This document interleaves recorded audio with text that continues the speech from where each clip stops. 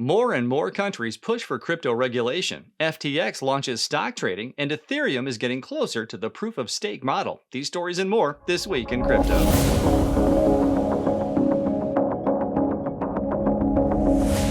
Hi, I'm Nate Martin from 99bitcoins.com, and here's what's happened this week in crypto.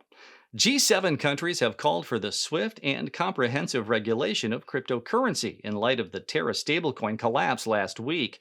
The country's finance ministers and central bankers are asking the Financial Stability Board, or FSB, to advance consistent and comprehensive regulation before the next G7 gathering. Central bankers and financial chiefs representing 44 nations met in El Salvador this week to discuss financial inclusion and the digital economy. El Salvador President Nayib Bukele hosted representatives from Africa, Asia, and Latin America to share the experiences of the rollout of Bitcoin in the country. Meanwhile, the poor global market conditions and Bitcoin's price slump are hurting the bonds issued by El Salvador's government. The Bitcoin bonds are now trading at 40% of their original value, and investors are doubting whether the country can meet its next debt payment. Market conditions have led several credit agencies to downgrade the country's rating. The Portuguese finance minister has revealed that the government is looking into the taxation of crypto profits, which would bring an end to Portugal's position as a tax-free crypto haven.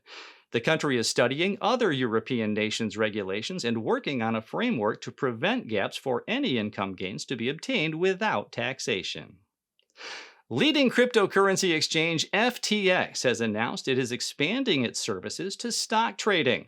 The company aims to allow select U.S. users to trade and invest into stocks and ETFs with orders routed via NASDAQ.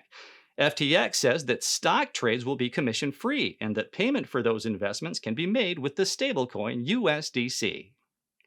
The most anticipated event in Ethereum's 7-year history could come in August, as the project's co-founder Vitalik Buterin confirmed the date of the merge of proof-of-work and proof-of-stake chains. The merge has been postponed several times to make sure the network continues to function correctly, but the team wants to avoid any further delay. Twitter founder Jack Dorsey spoke on Bitcoin's crucial role in the evolution of his payment firm Block during his keynote speech at the company's Investor Day. Dorsey told investors that Block, formerly known as Square, plans to go beyond just payments and build a deep ecosystem around crypto and blockchain.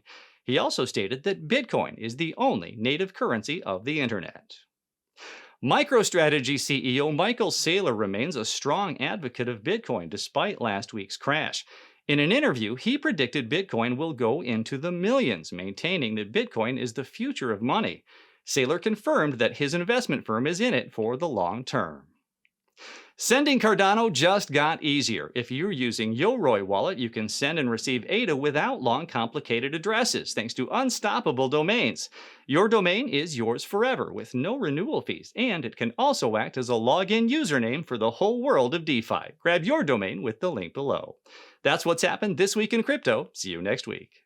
If you've enjoyed this video, leave us a thumbs up, subscribe to the channel, and click the notification bell so you don't miss a review, news update, or the clearest information about Bitcoin and cryptocurrencies anywhere.